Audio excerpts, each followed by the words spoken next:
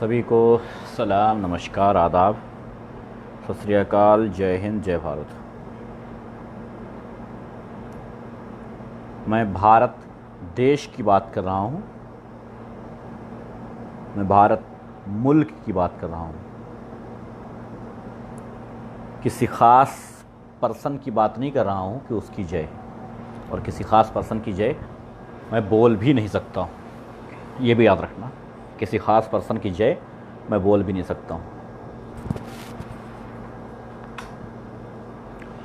ठीक है। मैं बात करना चाहता हूँ आज के जो गवर्नमेंट हैं, चाहे वो लोकल प्रदेश की हो और चाहे वो आगे बढ़ कर के देश की हो। कहा जाता है कि एहतशाम रिजवी इनकी मुखालफत करता है, इनके पक्ष में नहीं बोलता है।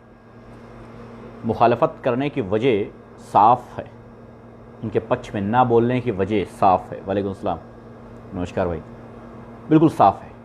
मैं जानना चाहता हूँ केंद्र सरकार से, सबसे पहले मैं केंद्र सरकार से जानना चाहूँगा। एक मिनट में पहले जो है, हाँ अब ठीक है। मैं सबसे पहले केंद्र सरकार से जानना चाहूँगा, अभी अभी सिंधिया का एक ट्वीट आया है, उस ट्वीट के बारे में मैं सिर्फ पूछना चाह रहा हूँ और जानना चाह रहा हूँ कि आखिर ऐसा हुआ है या नहीं। क्या मैं सिंधिया को गलत मान लूँ या सही मानूँ? मैं सर्च करके पूरा ट्वीट पढ़ के सुनाता हूँ ताकि मुझे बोलने में, तुमको बताने में आराम रहे।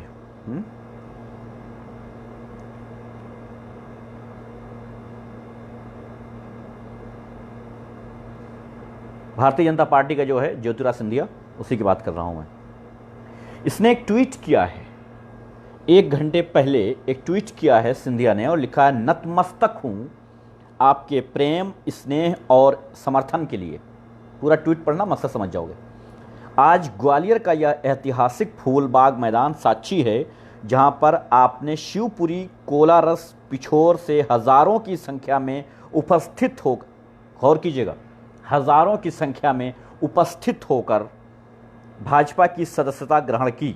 मैं आपको विश्वास दिलाता हूं कि आपके मान सम्मान में कभी कोई कमी नहीं आने दूंगा। सिर्फ इसमें नोट ये करना है कि हज़ारों की तादाद में लोग एक जगह पर मौजूद हुए, नो गाइडलाइंस,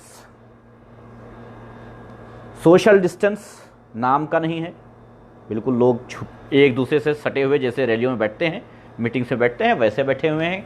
कोई सोशल डिस्टेंस नहीं है, किसी तरीके की कोई गाइडलाइंस फॉलो नहीं की जा रही है। ऐसे फ़ोटो कई ज्योतिरादित्य सिंधिया ने भेजे हैं, और साथ ही साथ इनकी रैली में भी दिखाए गए हैं, वो भी मैं दिखा देना चाहता हूँ। नहीं, रैली में खैर जो है नहीं दिखाया गया है, किसकी, शिवराज सिंह की। खैर, तो कुल मिलाकर के मैं दिखाना चाहता हूँ कि ये हज़ारों की तादाद में लोग इकट्ठे हैं। फ्लाइट में जितनी सीटें हैं उतने लोग, यानी सोशल डिस्टेंसिंग भाड़ में जाए। सुनना, रेस्टोरेंट में भीड़, बाज़ारों में भीड़, सब कुछ, सब जगह।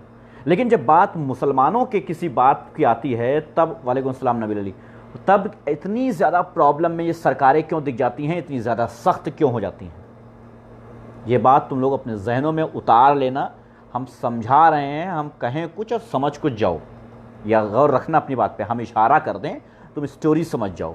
याद रखना, मुसलमानों समझ जाओ, समझ जाओ। वालेकुम सलाम भाई।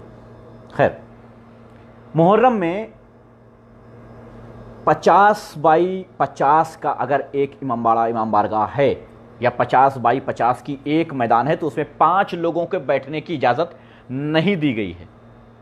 यानी 10 फुट की दूरी पर भी नहीं, यानी 10 फुट की दूरी पर भी अगर आप बैठ रहे हो तो नहीं। बैठने छोड़ो, अपने अपने घरों में मुसलमानों ने जो झंडे लगाए थे, काले झंडे लगाए थे, प्रशासन उनको भी नोच रहा है। जी हाँ, प्रशासन उनको भी नोच रहा है कि नहीं, काले झंडे नहीं लगा सकते हो। अपने घर में ताजिया रखते हैं जो लोग, अपने घर में भी ताजिया नहीं रख सकते हो। कुल मिलाकर के सोशल डिस्टेंसिंग की बात नहीं है। मैं बिल्कुल साफ लफ्ज़ों में कह दूं, मैं बिल्कुल साफ लफ्ज़ों में कहना पसंद करता हूं। क्या करूं, मेरी आदत है साफ लफ्ज़ों में कहने की। मैं मुकदमा, एफआईआर और जेल और थाना और कोतवाली और अदालत से नहीं डरता हूं, बस साफ कहने की आदत है। ये मसला ये नहीं है कि गाइडलाइंस पूरी की जा रही हैं, मसला ये है कि सीधे सीधे मुसलमानों से बदले की भावना से काम किया जा रहा है। सीधी सी बात है। सारे त्योहारों में यही आदित्यनाथ योगी ये कहता हुआ आ रहा था, यही आदित्यनाथ योगी ये कहता हुआ आ रहा था कि घरों में करें। कोई तरीके की पूजा पाठ है, सभी लोग कर रहे थे, कोई दिक्कत की बात नहीं थी। काफ़ी मंदिर खोले गए, काफ़ी जगह पूजा पाठ हुई, काफ़ी कुछ निकला, सब कुछ हुआ।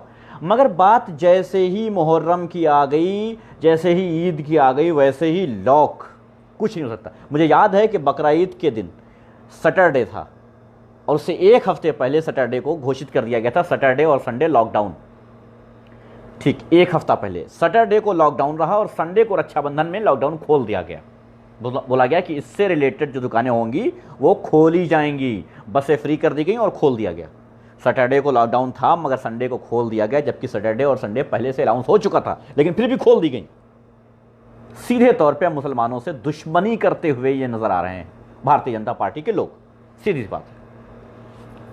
कुछ जगह पर नोटिस चिपका दी गई है, कुछ जगह पर नोटिस लगा दी गई है और ये बता दिया गया है कि अपने घर में भी ताजिया नहीं रख सकते हो, वरना हम तुम्हारे ऊपर कार्रवाई करेंगे। साहब अफसोस हमें कुछ है, हमें अफसोस है थोड़ा सा, वो अभी बताएंगे नहीं, लेकिन थोड़ा सा अफसोस है, वरना तुम्हारी चर्बी घटने में देर न लगता, तुम्हारी चर्बी घटने में कोई देर न लगती साहब। तो अफसोस है थोड़ा। संभल, सिरपुर, सादात में इमाम बारगाहों और मोमिनीन के घरों से मुहर्रम में लगने वाले काले झंडे और परचम पुलिस द्वारा हटाए जाने की खबर है। अच्छा, कोरोना वायरस काले झंडे से भी आता है क्या? दोगले हो यार, मुसलमानों से नफरत करते हो यार, दोगले हो तुम लोग, दोगले हो, पूरी सीधी सी बात है। अगर एक मुसलमान ने अपने घर में काला झंडा लगा रखा है, मुहर्रम में सभी लगाते हैं, सभी लगाते हैं, उसमें भी तुम्हारी क्यों फट रही भाई? क्या तकलीफ हो रही तुमको है? क्या तकलीफ हो रही तुमको? अपने घरों में काले झंडे भी लगाना भी सोशल डिस्टेंसिंग में आता है क्या है? रैलियों में तुम्हारे निकल रहे हैं, हजारों की तादाद में लोग आ रहे हैं, बाजार खुले हुए हैं, रेस्टोरेंट खुले हुए हैं, सब कुछ खुला हुआ है, लेकिन अगर मुसलमान का कोई मसला आ गया तो दो लोगों की इजाजत नहीं है। अपने घर के लोग इकट्ठा करने में इजाजत नहीं है कि अपने घर के लोग भी नहीं कर सकते, ना ना ना, घर के अंदर भी नहीं कर सकते हैं। वाह भाई वाह, मतलब सीधी सी बात है कि मुसलमानों से नफरत। और वो तथाकथित हिंदू जो ये कहते हैं, तथाकथित हिंदू इसलिए कह रहा हूं क्योंकि वो हिंदू धर्म को भी नहीं जानते हैं, इसलिए कह रहा हूं तथाकथित हिंदू जो ये कहते हैं साहब हमें मुसलमानों से नफरत नहीं है और ये जरूरी है कि सोशल डिस्टेंसिंग। आओ 10 फुट पे आदमी रखूंगा, है हिम्मत तुम में? आओ 10 फुट पे एक आदमी रखूंगा मैं, है हिम्मत? दिलवाओ हुकूमत से बात, हुकूमत और बादशाहत जो तुम्हारी है, इसे कहो कि 10 फुट पे एक आदमी होगा, आओ। लेकिन नहीं, 10 फुट पे भी नहीं मानोगी। क्यों? क्योंकि तुमको सिर्फ तुम्हारा मकसद यह है कि तुम अपने हिंदुत्व को आगे बढ़ा दो बस। और हिंदुत्व को आगे बढ़ाने के चक्कर में अगर तुम ये समझते हो कि मुसलमानों के हर चीज को दबा दोगे, मुसलमानों को दबा के आगे बढ़ोगे, तो ये फिर बिल्कुल शंका, दूर रहो इस शंका से, ये मत सोचो। मैं उन सबको बता देना चाहता हूं जो तिलकधारी हैं, तिलक लगा करके और बड़े राष्ट्र प्रेमी बन करके मैदान में आ जाते हैं हर मामले में और कहते हैं कि साहब ये है और वो है, दुनिया भर के ज्ञान पेलने लगते हैं। हमसे बताओ, आओ, है हिम्मत अगर किसी में तो हमसे बताओ क्या होता है सोशल डिस्टेंसिंग। आओ बताओ, किसी में हिम्मत है, किसी में जुर्रत है तो आके वो बतावे, वो डिफेंड करे। इस टाइम है किसी में तो आकर के वो डिफेंड करे अपनी सरकार को, बतावे हमको कि आखिर क्या होना चाहिए, सोशल डिस्टेंसिंग किसे कहते हैं, हमें बताओ आके। अपने घरों में रहने में भी, अगर कोई घर में भी अपनी किसी तरीके की अकीदत की वजह से किसी तरीके की कोई त्यौहार मना रहा है, किसी तरीके से कोई गम मना रहा है, तब भी तुमको दिक्कत है, तब भी तुमको दिक्कत है। अपने घर पे हम कोई झंडा लगा रहे हैं, तुमको दिक्कत है उससे, तुमको दिक्कत है इससे, और तुम सड़कों पे पोस्टर लगवाओ तो दिक्कत नहीं है। क्यों भाई? क्यों भाई? वजह मालूम है क्या है? क्योंकि तुम्हारे दिलों में हमारे लिए नफरत भरी हुई है। और अगर मैं साफ साफ बोल दूंगा तो जाहिर सी बात है तुम्हारे प्यादे हमारे खिलाफ जुट जाएंगे। लेकिन एक बात याद रखना, हम तुम्हारे प्यादों से क्या डरेंगे जब तुमसे नहीं डर लगता है। आज हो तुम, कल नहीं रहोगे। आज तुम्हारी बादशाहत है, कल खत्म हो जाएगी, किराएदार हो। सही बात है, ये जाति मकान नहीं है तुम्हारे, इसलिए ये मत समझ लेना कि तुम जो कर जाओगे वही चलेगा। वो तो शराफत है हमारी, वो तो शराफत है हमारी, वरना तुम तुम्हारे पुरखे ना रोक पाते हमको। वो तो हमारी शराफत है कि हम संविधान और कानून के तहत चलते हैं। लेकिन संविधान और कानून के तहत चलने का मतलब यह मत समझ लेना कि तुम मुझे डरा दोगे, धमका दोगे, बिठा दोगे। याद रखना इस बात को। अपने घर में अगर मूर्ति रखी जा सकती है तो अपने घर में ताजिया क्यों नहीं रखा जा सकता? सवाल है मेरा। किसी में हिम्मत है तो इसका जवाब दे दे। है किसी में जुर्रत की आकर के जवाब दे? है किसी तथा कथित भारतीय पे इतनी हिम्मत की इस बात का जवाब दे दे? क्यों भाई? आज बड़ा परेशानी हो गई तुमको कोरोना वायरस से। रैलियां निकल रही। आज का मैंने पहला ट्वीट मैंने पढ़ के बता दिया है ज्योतिरादित्य सिंधिया का। हजारों की तादाद, सिर्फ हजार नहीं, हजारों की तादाद में लोग इकट्ठे हुए थे आज उसकी रैली में। क्यों? वहां कोरोना नहीं आएगा। बाजार खुले हैं, वहां कोरोना नहीं आएगा। फ्लाइट में जितनी सीटें हैं उतने लोग होंगे, वहां कोरोना नहीं आएगा। क्यों भाई? ऐसा क्या है कि वहां कोरोना नहीं आएगा और अगर मुसलमान अपने घर में उफ कर लेगा तब भी कोरोना आ जाएगा? ऐसा क्या है? सीधी सी बात है। तुम्हारे दिलों में हमारे लिए नफरत बैठ चुकी है। तुम्हारे दिलों में हमारे लिए इतनी ज्यादा नफरत बैठ चुकी है कि तुम सिर्फ और सिर्फ अपना देखते हो। और मैं सभी उन हिंदू भाइयों से बता देना चाहता हूं जो लोग आज इस सरकार के कर्तव्य को देख करके बड़ा खुश हो रहे हैं, मैं उनको बता देना चाहता हूं, मैं उनको समझा देना चाहता हूं कि तुम लोग जो देख रहे हो ना और जिस पे खामोश हो, तुम्हारे बच्चों के लिए यह गलत हो रहा है। तुम्हारे बच्चों के लिए गलत हो रहा है। ये मत समझना कि हमें आज दबा दोगे, उसके बाद तुम जो है दबाने की कोशिश, नाकाम कोशिश कर लोगे दबाने की। दबा क्या दोगे? तुम्हारी औकात नहीं है, मगर नाकाम कोशिश कर लोगे, उसके बाद तुम बादशाह बन जाओगे। नहीं साहब, नहीं साहब, कितनी भी कोशिश कर लो, ये देश संविधान से ही चलेगा, कानून से ही चलेगा। हाँ, वक्ती उछल कूद मचा सकते हो बंदरों की तरह। अपनी गोद में बंदर बिठाने वाले लोग वक्ती उधम कूच मचा सकते हैं। 3 FIR हो जाने पर संसद भवन में फूट फूट के रोने वाले आज दूसरों पर हजारों केस लाद रहे हो, बेवजह के बेगुनाहों पर केस लाद रहे हो और ये समझते हो कि तुम बादशाह हो। वक्ती हो। तुम्हारे जाने के बाद कोई नहीं होगा तुम्हें पूछने वाला, पता है? कोई नहीं होगा तुम्हें पूछने वाला। तुम शायद भूल गए हो तुम्हारा वनवास कितना साल का था, कितने साल का तुम्हारा वनवास था, उसे भूल गए। और एक बात याद रखना सभी लोग, जो राष्ट्रहित चाहते हैं वो हिंदू और सभी मुसलमान, जो राष्ट्रहित चाहते हैं वो हिंदू और सभी मुसलमान, एक बात याद रखना, इस बार बटने की कोशिश मत करना। 2022 चुनाव में बटने की कोशिश मत करना। अपने बच्चों का भविष्य देखना। किस पार्टी में जाना है, क्या जाना है, वो तुम जानो, हमें कोई फर्क नहीं पड़ता है। मैं नहीं कहूंगा कि बीजेपी को वोट मत दो, मैं नहीं कहूंगा कि फला पार्टी को वोट दो, मगर मैं ये जरूर कहूंगा कि अपने बच्चों का भविष्य देख करके तब आगे बढ़ना, वरना तबाह हो जाओगे, बर्बाद। उन हिंदुओं से बिल्कुल नहीं कहूंगा जो गुलाम बन गए हैं, मैं उन हिंदुओं को बिल्कुल नहीं कहूंगा जो गुलाम बन गए हैं, मैं उन मुसलमानों को बिल्कुल नहीं कहूंगा जो गुलाम बन गए हैं, मगर उन मुसलमानों को और उन हिंदुओं को जरूर कहूंगा जो राष्ट्रहित की बात करना जानते हैं या चाहते हैं या राष्ट्र से मोहब्बत करते हैं, अपने बच्चों से मोहब्बत करते हैं। उनसे बता देना चाहता हूं, लंबा तिलक लगा लेने से यह मत समझ जाना कि यह सरकार तुम्हें छोड़ देगी। ये समझ जाना कि छोड़ेगी नहीं। चेतन चौहान याद है तुम्हें? एक क्रिकेटर जो कैबिनेट मंत्री था, उसका देखो क्या हाल हुआ है। उसकी डेथ हुई है अस्पताल में। आज बताया एक मेयर ने, पता नहीं मेयर नहीं, कोई सदन में बताया किसी ने, आज सुनील नाम का था शायद, उसने बताया कि उसके साथ हॉस्पिटल में PGI में क्या हुआ था चेतन चौहान के साथ, किस तरह से बेइज्जत किए गए थे चेतन चौहान। अफसोस है एक इंटरनेशनल खिलाड़ी को बेइज्जत कर दिया गया, वो भी हिंदू थे। तो ये मत समझना कि सिर्फ मुसलमानों पर ये मुसीबतें आएंगी, याद रखना। और रही बात मुहर्रम की, मुहर्रम में गम मनाना तो तुम्हारे अब्बा जान के अब्बा जान भी ना रोक पावे हैं, समझ रहे हो ना। रही बात ताज़ियेदारी की, जो रोक लगा रहे हैं, जगह जगह के प्रशासन दोगलापन कर रहे हैं, वो बात एक बात याद रखें, ज़्यादा दिन के हैं नहीं, ज़्यादा दिन की उनकी सरकार नहीं है। ये गुंडई ज़्यादा दिन नहीं चलने वाली है। ये ना सोचें कि हम पूरे ज़माने के लिए आ गए हैं, पूरे जन्म तक रहेंगे, जब तक हम जिंदा हैं तब तक हम बादशाहत दिखाएंगे, ये ना समझें। और हाँ, अगर करना चाहे ना, तुम्हारे बाप कुछ ना कर पाएंगे यार। अगर करना चाहें तो तुम्हारे बाप कुछ ना कर पाएंगे, मगर हम इस्लाम को फॉलो करते हैं। सबसे बड़ी बात जो आती है वो हम इस्लाम को फॉलो करते हैं, और इस्लाम ये कहता है कि जिस मुल्क में रहते हो उसका कानून फॉलो करो। इसलिए हम कानून फॉलो कर रहे हैं, समझ रहे हो। कानून फॉलो कर रहे हैं, इसका मतलब ये नहीं कि कोई भी षड्यंत्र बना करके, कानून बना करके हम पर हावी हो जाओ। हम कानून फॉलो करेंगे, जो कानून है, जो गाइडलाइंस हैं, हम उनको फॉलो करने के लिए बाध्य हैं, हम उनको फॉलो करेंगे। लेकिन दोहरी नीति जहां होने लगी, ये अच्छी बात नहीं है, ये तुम्हारा दोगलापन है। और सभी उन हिंदू भाइयों को ये बात समझना चाहिए, कि आखिर एक के लिए क्यों। और समझ रहे हो, हम तो बच जाएंगे कोरोना से, तुम्हारी गवर्नमेंट की सख्तियों की वजह से हम बच जाएंगे। हमारी ईद हो, हमारी बकरीद हो, हमारी शुभरात हो, हमारे कोई भी त्यौहार हो, हमारा मुहर्रम हो, हमारा कुछ भी हो, सरकार सख्त, हिलने नहीं देंगे, इकट्ठा नहीं होने देंगे, अनुमति नहीं देंगे, मनाने नहीं देंगे। यानी कि हम बच गए कोरोना से और तुम सब कुछ करोगे। तो कोरोना का संकट तुम पे ज्यादा आएगा, क्योंकि तुम मजे से मना रहे हो, इकट्ठा भी हो रहे हो, भीड़ भी लगा रहे हो, शराब की दुकानों पे भी भीड़ लगा रहे हो, रेस्टोरेंट में भी भीड़ लगा रहे हो, बाजारों में भीड़ लगा रहे हो, तो जाहिर सी बात है कि तुम ही फंसोगे। शराब की दुकानें खोलने वाले जब गाइडलाइंस की बात करते हैं तो शर्म आती है कि शराब की दुकानों पर हजारों की तादाद में भीड़ लगी है और मुहर्रम पे कहते हो साहब 10 फीट की दूरी पर भी इजाजत नहीं देंगे। और शराब की दुकानों में एक दूसरे से चिपक करके लाइन लगा करके शराब खरीदने गए हैं, उनकी कोई टेंशन नहीं है, सही है। तुम चाहते हो कि वो लोग मरें, तुम चाहते हो कि वो लोग मरें।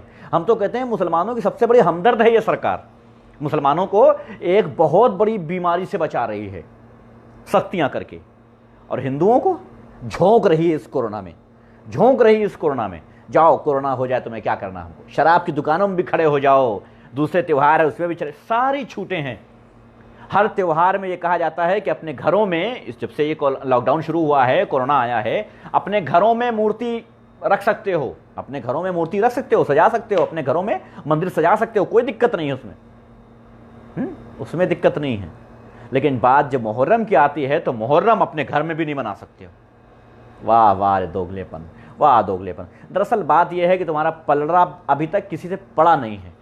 जिस दिन तुम्हारा पलड़ा पड़ गया ना किसी बोलते वाले से, उस दिन तुम्हारी चुप्पी हो जाएगी। और अगर किसी भारतीय जनता पार्टी के प्रवक्ता में हिम्मत है या चमचे में हिम्मत है तो आ जाए, जब चाहे जैसे चाहे डिबेट करने को तैयार हूं, मर्जी उसकी, टॉपिक भी उसका, सारा टॉपिक उसका, जो टॉपिक चाहे उस टॉपिक पे बात कर ले। चैलेंज करता हूं सभी भारतीय जनता पार्टी के कार्यकर्ताओं, नेताओं और प्रवक्ताओं को चैलेंज करता हूं। मैं एहतिशाम रिजवी चैलेंज कर रहा हूं। टॉपिक तुम्हारा रहेगा, चैनल तुम्हारा रहेगा, जगह तुम्हारी रहेगी, जिस मुद्दे पर बात करने की औकात है तुम्हारी बात कर लो। और अगर मैं हार गया, अगर मैं फैक्ट पे बात नहीं कर पाया तो हमेशा हमेशा के लिए सोशल मीडिया छोड़ दूंगा और किसी भी भाजपाई का चमचा बन जाऊंगा। बोलो तैयार हो इसके लिए तो आ जाओ। और अगर तुम हार जाओ तो शर्म से सर झुका लेना और चले जाना। इतनी छूट तुम्हारे लिए देता हूं, शर्म से सर झुका लेना और चले जाना। सारे भारतीय जनता पार्टी को चैलेंज करता हूं, नीचे से लेकर के ऊपर तक करता हूं। साहब क्या है ना, जिंदगी बड़ी आराम की है और इस आराम में एक ही काम करते हैं, रिसर्च, जानकारी। तो टॉपिक तुम्हारा रहेगा, आ जाओ। अगर किसी की मां ने इतना दूध पिलाया है तो आओ, एक बार हिम्मत दिखाओ, एक बार हिम्मत दिखाओ, तब मजा आएगा। तब पता चलेगा कि आखिर कितने बड़े मर्द हो तुम लोग। तब पता चलेगा कितने बड़े तुम लोग पार्टी की या सरकार की या गाइडलाइंस को, कानून के गाइडलाइंस को फॉलो करने वाले लोग हो। चलो हिम्मत है तो आ जाओ। अरे ये कहो कि किसी पार्टी में नहीं हूं, किसी पार्टी में नहीं हूं और इत्तेफाक से किसी पार्टी में ना होने की वजह से किसी पार्टी के प्रवक्ता नहीं हूं, वो ना धोता तुम लोगों को ऐसा कि जिंदगी भर नहाने की जरूरत ना पड़ती तुमको। लेकिन मसला यह है कि हम किसी पार्टी में और किसी पार्टी से जुड़े हुए नहीं हैं। अगर किसी पार्टी में होते, और भगवान ना करे, भगवान से प्रार्थना करना भगवान से कि हम किसी पार्टी के समर्थन ना करें। अगर हमने किसी पार्टी के समर्थन किया और किसी पार्टी का समर्थन हासिल कर लिया और कहीं तुम हमारे पल्ले पड़ गए, किसी भी डिबेट में, किसी भी मामलात में हमारे पल्ले पड़ गए, तो जो पल्ले पड़ जाएगा उस दिन के बाद दोबारा फिर वो सामने नहीं आएगा। वो जिंदगी भर के लिए एक ही बात कहेगा कि साहब हम पार्टी से रिजाइन भले करते हैं लेकिन इसके मुंह के सामने नहीं आएंगे। हम याद रखना तुम लोग, क्योंकि तुम्हारे कई पुरखे जितना नहीं जानते होंगे ना, उतना हर वक्त जबान पे लेके चलता हूं। एक सांस में 1000 तुम्हारी निगेटिव चीज और इस देश को तोड़ने वाली चीजें गिनाऊंगा। एक सांस में 1000 गिना दूंगा, वो सारी 1000 चीजें जो तुम देश को तोड़ने के लिए कर रहे हो। और है अगर उन 1000 में अगर 5 चीजों का जवाब तुम्हारे पास होगा तो मैं शर्त हार जाऊंगा। 5 चीजों का। सारे भारतीय जनता पार्टी के लोगों को चैलेंज करता हूं, है किसी में हिम्मत, है किसी में जुर्रत तो आ जाना, और नहीं है तो दोगलापन बंद कर दो यार, दोगलापन बंद कर दो। यह देश भारत है, सबका है, सबका है यह देश। यह अकेले तुम्हारे बाप का नहीं है। यह मत समझ जाना कि अकेले तुम्हारे बाप का है, यह मत समझ जाना कि अकेले तुम्हारे बाप का है। 500 टन सोना एक मुसलमान ने दिया था जिस वक्त भारत की जीडीपी खराब हो गई थी, भारत के हालात खराब हो गए थे, 500 टन सोना, याद है? हैदराबाद का, याद है? भूल गए होगे, याद कर लेना, उस्मान अली नाम था। 500 टन सोना दिया था भारत की अर्थव्यवस्था को बेहतर बनाने के लिए। तो हम मुसलमान कभी पीछे नहीं रहे हैं, चाहे वो लॉकडाउन रहा हो, चाहे भारत की स्थिति में रहा हो, कुछ भी रहा हो, चाहे आज़ादी के टाइम रहा हो। तुम्हारे पास गिनाने के लिए कुछ नहीं, हमारे पास गिनाने के लिए बहुत कुछ है। जो आज भारतीय स्टेट बैंक के नाम से बैंक को जानते हो ना, पता करना इसका इतिहास क्या है। तुमको नहीं पता होगा, मैं बताता हूं भारतीय जनता पार्टी को, मैं बताता हूं भारतीय जनता पार्टी के लोग सुन लो, और सभी लोग सुन लें इस बात को। भारतीय स्टेट बैंक जो है, ये पहले भारतीय स्टेट बैंक नहीं था, ये स्टेट बैंक ऑफ हैदराबाद था, और एक मुसलमान द्वारा खोला गया, उस्मान अली द्वारा खोला गया एक बैंक था। ये समझ लो, स्टेट बैंक ऑफ हैदराबाद था ये। बाद में ये भारतीय स्टेट बैंक बनाया गया है। इस बात को अपने दिमाग में रख लेना, इसके ऊपर रिसर्च कर लेना। भारतीय जनता पार्टी के तुम लोग भी चमचे चेले चपेटे जो कुत्ते उत्ते हैं, ये सब चेक करना अपना इतिहास जाकर के, देखना असलियत क्या है, जाके देखना असलियत क्या है इसकी।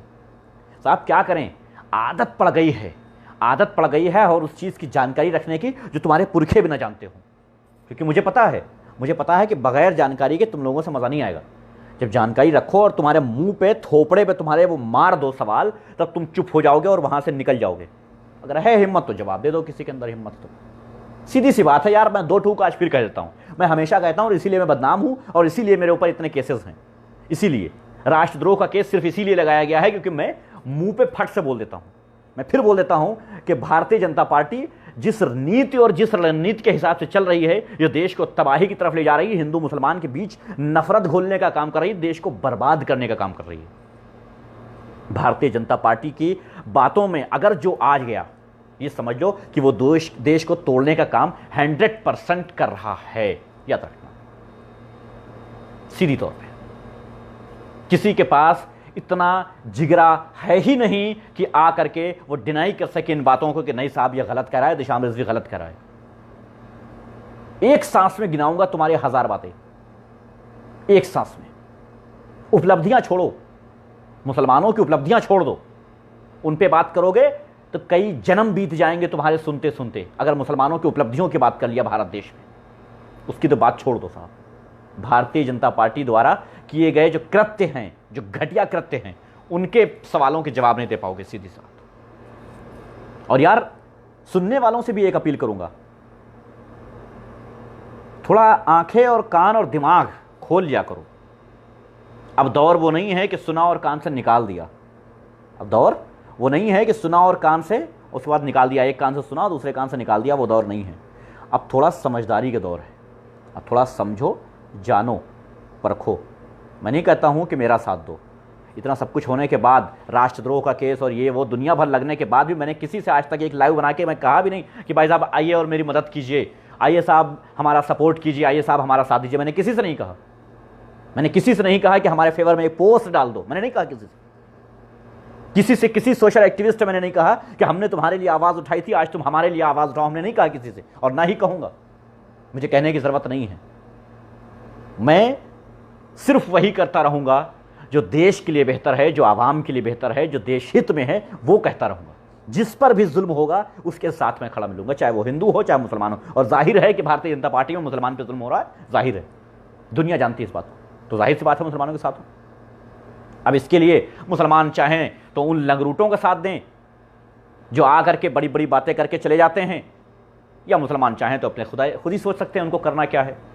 या मुसलमान ही क्यों, ये कह दूं कि मजलूम, सीधी सी बात है, चाहे वो किसी भी धर्म से हो, किसी भी जाति से हो, किसी भी धर्म से हो, किसी भी जात से हो, अगर मजलूम है, अगर उस पर जुल्म हो रहा है, तो उसकी मर्जी कि वो किसके साथ है, उसकी मर्जी कि वो किसके साथ है और किसकी सुनता है।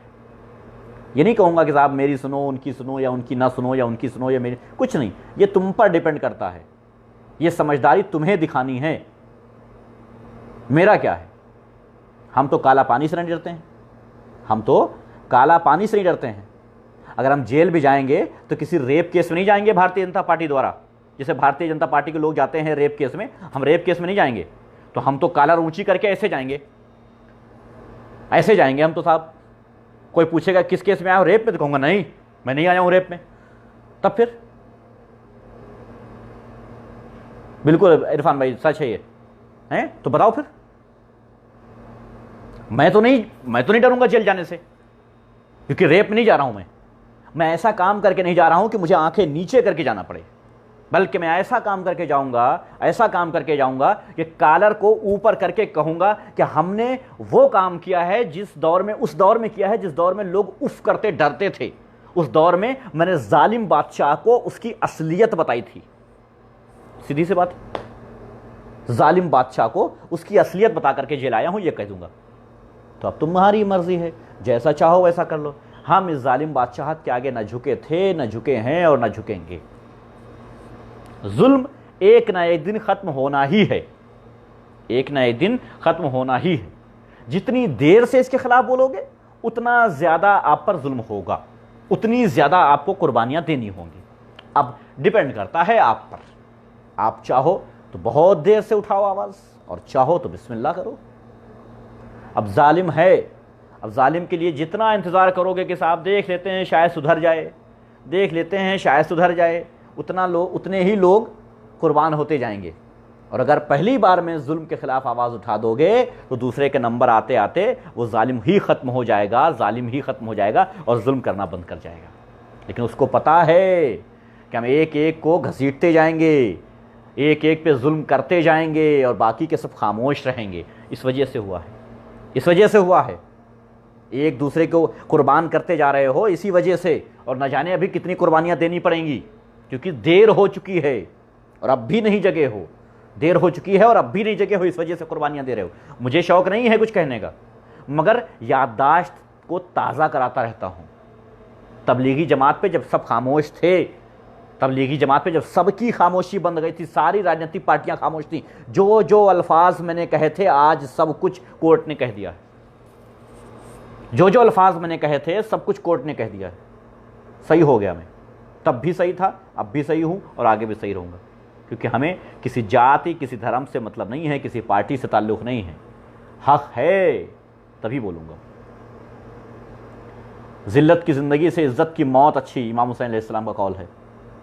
अब मर्जी अपनी अपनी, चाहो तो गुलामी कर लो और चाहो तो बादशाहत से जी लो, चाहो तो जालिम के आगे घुटने टेक दो और कुर्बान हो जाओ, कुर्बानियां दे दो, और चाहो तो जालिम को घुटने टिका दो, जैसी मर्जी।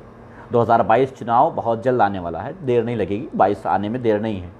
सब कुछ देख लूँगा और मुझे पता है कि मैं कितनी बार क्यों ना समझाऊँ 4 दिन की चांदनी रहती है, उसके बाद सब भूल जाते हो, सारे जुल्म भूल जाते हो। समझ में आई बात? सब कुछ भूल जाओगे। शुक्रिया तनवीर राजा भाई, सब कुछ भूल जाओगे। और यही वजह है, तुम्हारी बर्बादी की वजह जानते हो क्या है? तुम्हारी लापरवाहियां, तुम्हारी खामोशियां। बर्बादी की वजह ये हैं, तुम्हारी खामोशियां। तमाशगीन बन के देखते हो तमाशा, यही वजह है।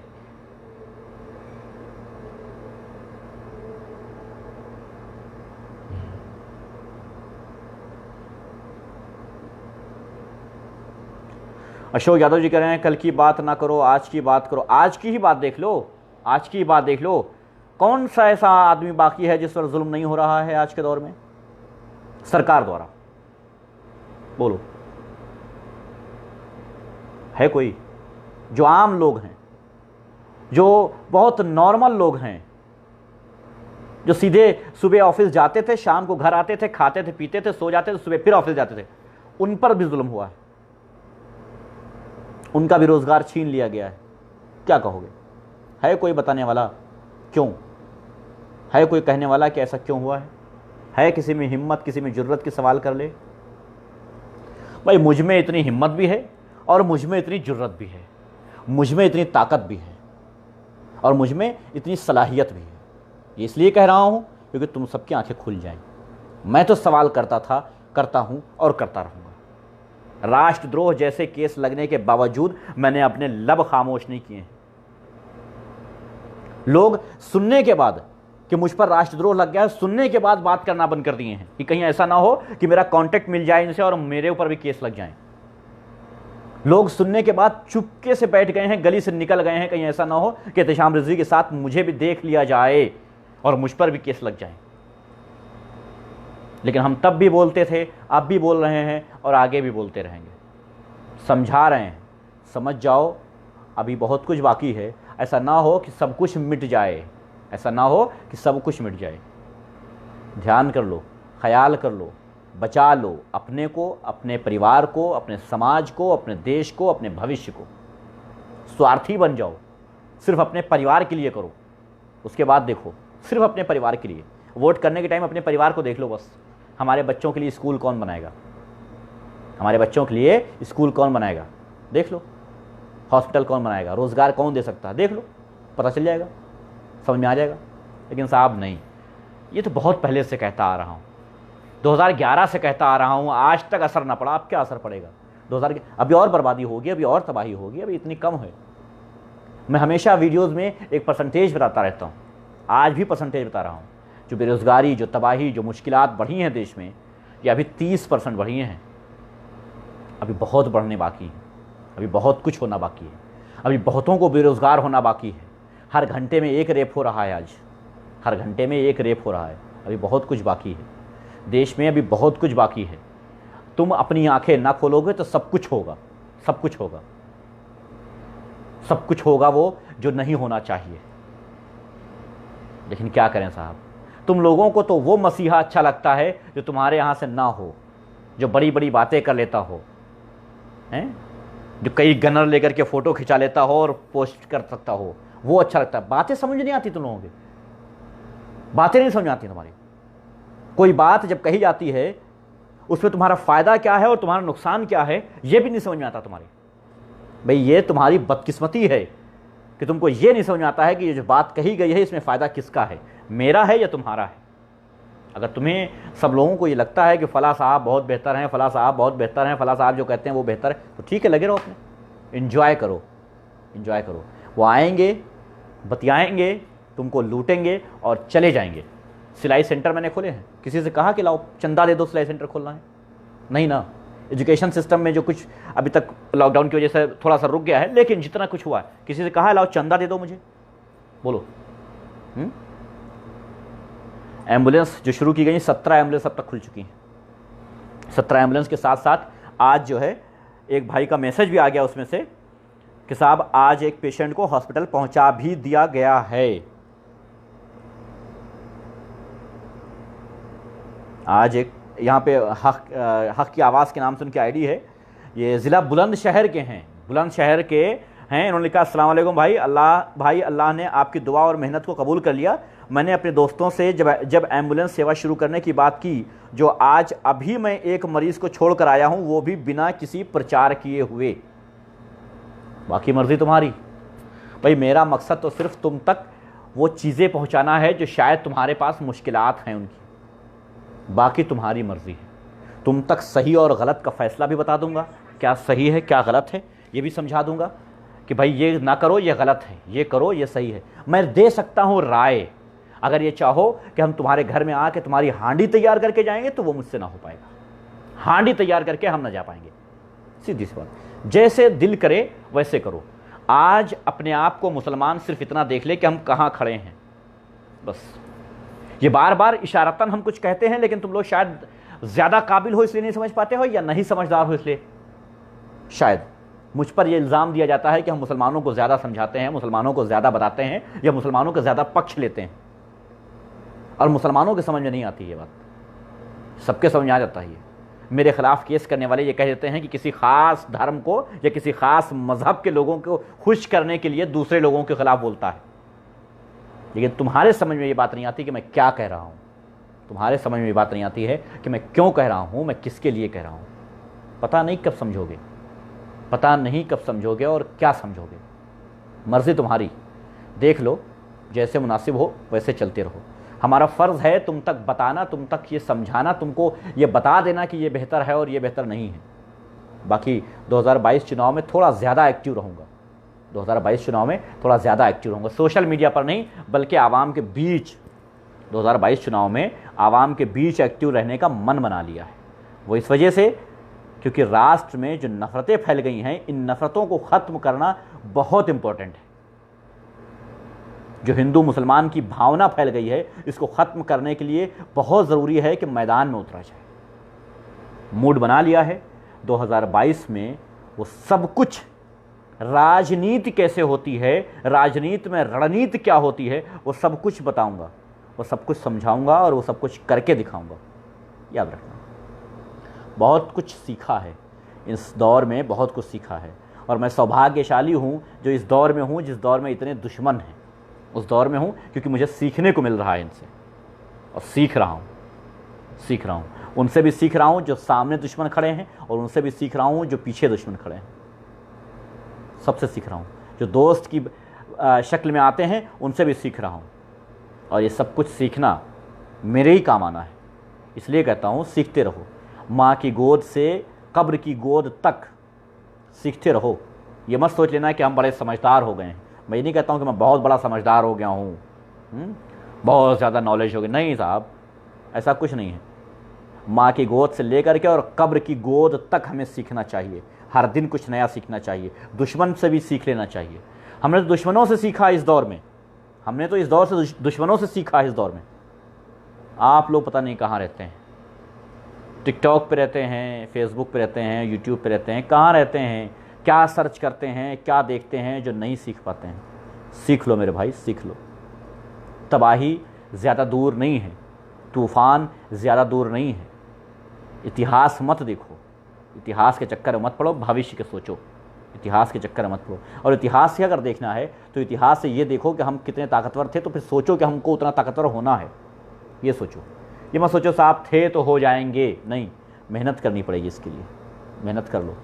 चलिए, बहुत बहुत शुक्रिया आप सबका, बहुत बहुत शुक्रिया। अच्छा लगा हो तो लोगों तक पहुंचाइएगा, और ना अच्छा लगा हो तो रिपोर्ट कीजिएगा, अनफ्रेंड कीजिएगा, मुझे ब्लॉक कीजिएगा। और अगर अच्छा लगा हो, अगर समझ में आया हो कि आपके हक़ के और आपके बच्चों के हक़ की बात है, तो दूसरों तक पहुंचाने की कोशिश कीजिएगा।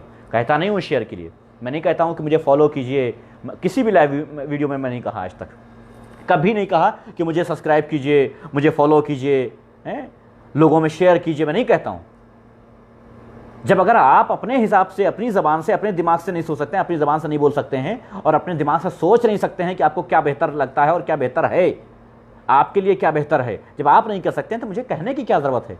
हम क्यों कहें कि शेयर करके दूसरे तक पहुंचा देना? या आपकी जिम्मेदारी है कि आप पहुंचाएं, और अगर जिम्मेदारी नहीं है तो ना पहुंचाएं। मैं क्यों कहूं कि मुझे फॉलो करें? ना कीजिए, बिल्कुल मत कीजिए। हर उस इंसान को फॉलो कीजिए जो कहीं और से आता हो और आपसे ये कहता हो कि साहब हम तुम्हारे साथ हैं, और उसके बाद कहता हो लाओ दो चंदा, और चंदा लेकर के चला जाता हो, उसको फॉलो कीजिए। मैं नहीं कहूँगा कि मुझे फॉलो कीजिए। चंद लोग सुन लेंगे, 4 लोग सुन लेंगे, कोई बात नहीं। मैं अपनी बात रखने की जिम्मेदारी रखता हूं आपके सामने। अब आप उसे सुनते हो, नहीं सुनते हो, फॉलो करते हो, नहीं करते हो, लोगों तक पहुंचाते हो, नहीं, वो आपकी मर्जी है, वो मेरी मर्जी नहीं है, वो मेरी जिम्मेदारी नहीं। मेरी जिम्मेदारी है आप तक वो बात पहुंचा देना। तबलीगी जमात पे जो सवाल मैंने किए थे उसके जवाब कायनात में किसी के पास नहीं है, कायनात में किसी के पास नहीं है उसके जवाब। हैं तो बता दो। निजामुद्दीन पर मेरी राय, ऐसा करके फेसबुक पे मैंने डाला था, उसके नीचे मैंने जो लाइव बनाई थी, है अगर किसी में मजाल तो बता दो आज। और जो जो शब्द मैंने कहे थे अगर वो गलत निकले हों तो ज़िंदगी भर के लिए सोशल मीडिया छोड़ दूंगा। बताओ, अब मर्जी तुम्हारी, जैसा चाहो वैसा करो। उस दौर में निजामुद्दीन पर बोलने से लोग डर रहे थे, और मुझे फीवर था, 104 फीवर होने के बावजूद मैंने वो वीडियो बनाया था तुम लोगों के लिए। इसलिए बनाया था क्योंकि मैं जानता था कि यहाँ नाइंसाफ़ी हो रही है। मैंने नहीं सोचा था किस फिरके के हैं, कौन हैं, क्यों, नहीं, उनके साथ नाइंसाफ़ी हो रही थी, इसलिए बनाया था। 6000 लोग उस टाइम देखने वाले थे। उस टाइम यहाँ, इस टाइम जैसे 100, 150, 200 लोग हुए हैं अभी, वहाँ पर 6000 लोग देखने वाले थे उस टाइम पर ऑनलाइन। उनके सामने 104 बुखार में मैंने अपनी बात रखी थी। है किसी में जुर्रत तो करके दिखा दे, है किसी में वो सवाल की जुर्रत तो करके दिखा दे, फिर मैं उसके पीछे चलने को तैयार हूं। मैं किसी से नहीं कहता हूं कि मुझे फॉलो करो, मैं किसी से नहीं कहता हूं कि मुझे शेयर करो, मैं किसी से नहीं कहता हूं कि मेरी बात मानो, ये भी नहीं कहता हूं। वो मर्जी तुम्हारी है, सही और गलत का फैसला तुम कर सकते हो बेहतर, बाकी सब तुम्हारी मर्जी। धन्यवाद, बहुत बहुत शुक्रिया सबका, आदाब।